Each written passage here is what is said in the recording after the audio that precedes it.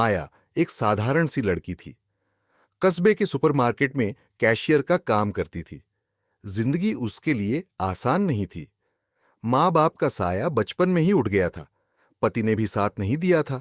अब वह अपनी छोटी बेटी सिया की पढ़ाई और घर का खर्च अकेले उठा रही थी।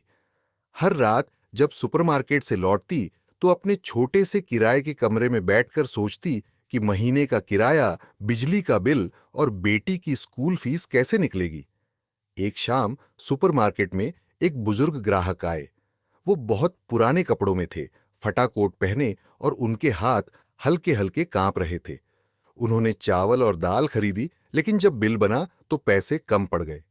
मैनेजर की सख्त नजरें उन पर टिक गईं। नियम ये था कि पैसे पूरे हों तभी सामान मिलेगा। लेकिन माया का दिल कुछ और ही कह रहा था। उसे अपनी दादी याद आ गईं, जो अक्सर पैसों की कमी की वजह से दुकानों से खाली हाथ लौट आती थीं।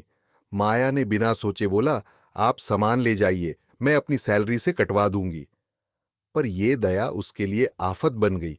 उसी वक्त मैनेजर ने सबके सामने कहा, मुझे पैसे अभी चाहिए, नहीं दे सकती तो तुम निकाली जाती हो। माया सन्न रह गई। आंखों में आंसू लिए वो सुपरमार्केट से बाहर निकली। बाहर सड़क पर बैठकर उसने सोचा, अब बेटी की पढ़ाई, घर का किराया, सब कैसे चलेगा। घर लौटकर भी उसका दिल टूटा हुआ था। उसी रात उसकी सहेली प्रिया आई और बोली, तूने सही किया माया, याद रख, इंसानियत कभी बेकार नहीं जाती। लेकिन माया के दिल में सवाल था, क्या सच में? अगले दिन उसके दरवाजे पर दस्तक हुई। माया ने सोचा कोई उधारी वसूलने आया होगा, लेकिन सामने खड़ा एक शख्स बोला, राव साहब ने तुम्हें मिलने के लिए बुलाया है। माया राव साहब से मिलते ही चौंक गई। ये तो वही बुजुर्ग हैं जिनकी उसने मदद की थी।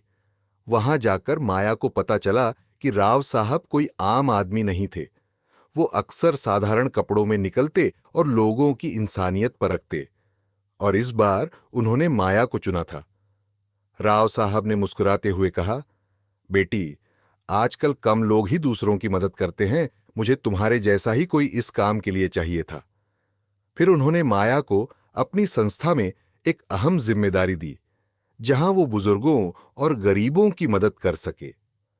ये नौकरी न सिर्फ उसके आर्थिक हालात बदलने वाली थी, बल्कि उसकी जिंदगी को एक नया मकसद देने वाली थी। याद रखो दोस्तों, जो लोग दूसरों के लिए खड़े होते हैं, जिंदगी खुद उनके लिए रास्ता बना देती है।